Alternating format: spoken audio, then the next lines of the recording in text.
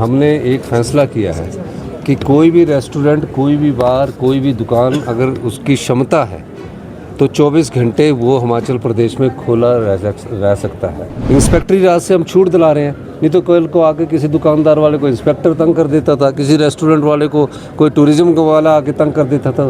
तो तंग तो ना करे बेचारों को, चाहे दुकानदार है छोटे, उनको काम करने का मौका मिलना चाहिए।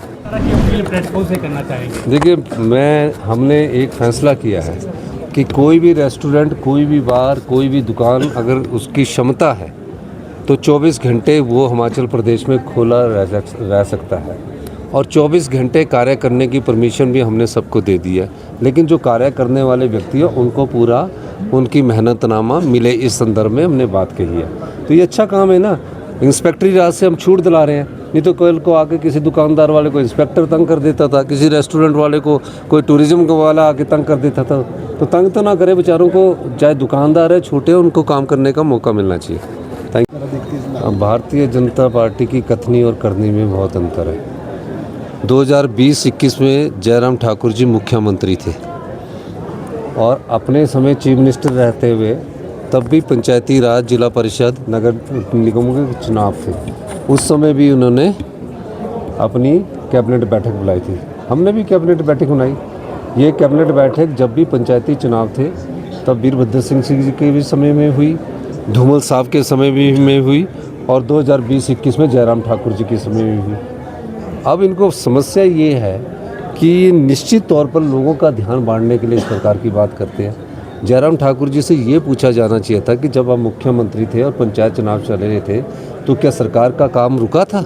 सरकार का काम चलता रहता है। और क्या आपने कैबिनेट मीटिंग नहीं की थी? उन्होंने मीटिंग की थी, कैबिनेट मीटिंग। हमने उस प्रोसीजर को देखा और कैबिनेट मीटिंग जनता के हित में है। अगर हम जनता के हित में फैसले ले रहे हैं, जो बजट में है उसकी हम प्रेस ब्रीफिंग 1 तारीख को करेंगे, तो इसमें उनको कोई प्रॉब्लम नहीं होनी चाहिए। सर, भाजपा कार्यवाहक मुख्य सचिव को जो है आज हमने कार्यवाहक मुख्य सचिव को कार्यवाहक शब्द हटाकर मुख्य सचिव बना दिया है।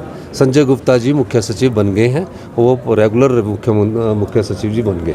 पार्टियों का कार्य विरोध करना होता है, किस चीज़ को लेकर विरोध कर रही है वो उनका दायित्व भी बनता है।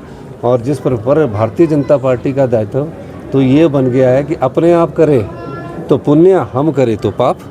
सर, पेट्रोल डीजल की कीमत सरकार कुछ राहत देने के लिए लोगों के लिए आप पत्रकार बंधु भी तो उस दिन विधानसभा में थे जब हमने ऑर्फन विडो सेस 5 रुपये तक बढ़ाने की बात कही थी। उस समय भारतीय जनता पार्टी ने वॉकआउट किया था। हमने सिर्फ कहा था कि हम जो विधवा बहनें हैं, जो अनाथ बच्चे हैं, उनके लिए हम एक सेस लगा सकते हैं। कब लगाएंगे? नहीं लगाएंगे। एक्ट के तहत एक ताकत हम अपने कानून के द्वारा अपने पास सरकार लेना चाहती थी, जिसको हमने पास करवाया और हमने 5 रुपये तक कहा, हमने तो कोई नहीं लगाया।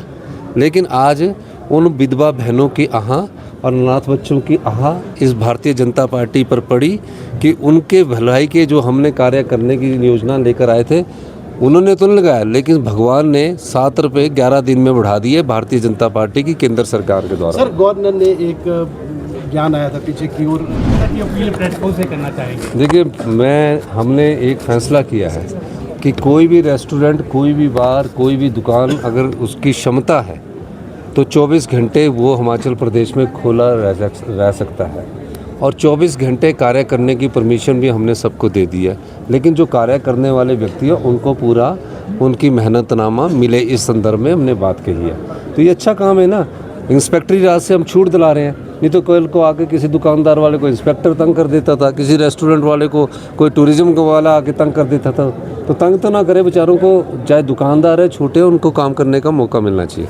Thank you. Bharatiya Janata party की कथनी और करनी में बहुत अंतर है। 2020-21 में जयराम ठाकुर जी मुख्यमंत्री थे और अपने समय चीफ मिनिस्टर रहते हुए तब भी पंचायती राज, जिला परिषद, नगर निगमों के चुनाव थे। उस समय भी उन्होंने अपनी कैबिनेट बैठक बुलाई थी, हमने भी कैबिनेट बैठक बुलाई।